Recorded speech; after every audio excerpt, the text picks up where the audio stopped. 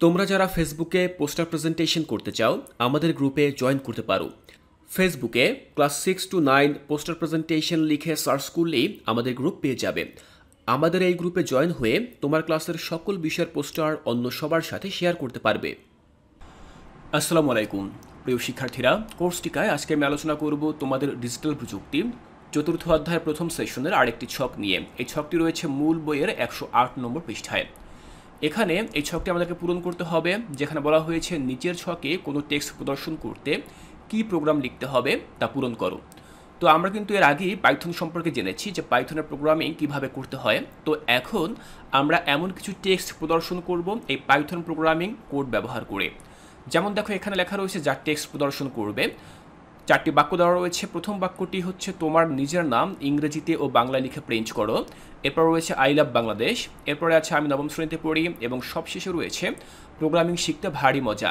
তো এই যে চারটি বাক্য রয়েছে, এই চারটি বাক্য আমরা কি করব, এই চারটি বাক্য আমরা প্রোগ্রামিংয়ে শো করব, এবং সেটি হবে পাইথন প্রোগ্রামিং। তো চলো দেখে নিচ্ছি যে এই চারটি বাক্য প্রোগ্রামে উপস্থাপন করতে আমাদের কি কি কোডিং করতে হবে।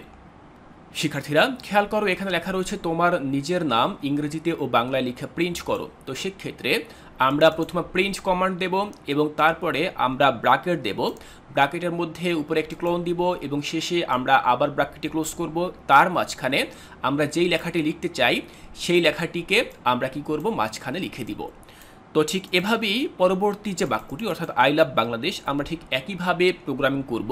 প্রথমেই আমরা প্রিন্ট কমান্ড নেব, তারপরে আমরা ফার্স্ট ব্র্যাকেট শুরু করব এবং ফার্স্ট ব্র্যাকেট ক্লোজ করব। মাঝখানে আমরা দুটি ক্লোন দেব, এবং এই ক্লোনের মাঝখানে আমরা আই লাভ বাংলাদেশ কথাটি লিখে দিব। এরপর রয়েছে আমি নবম শ্রেণীতে পড়ি এবং প্রোগ্রামিং শিখতে ভারী মজা।